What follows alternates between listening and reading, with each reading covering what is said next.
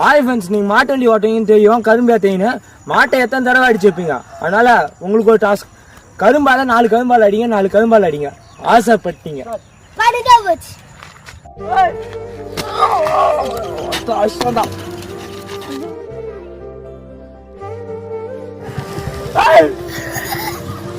சத்தியமான பூளை அடி போட மாட்டா. ஒவ்வொரு கை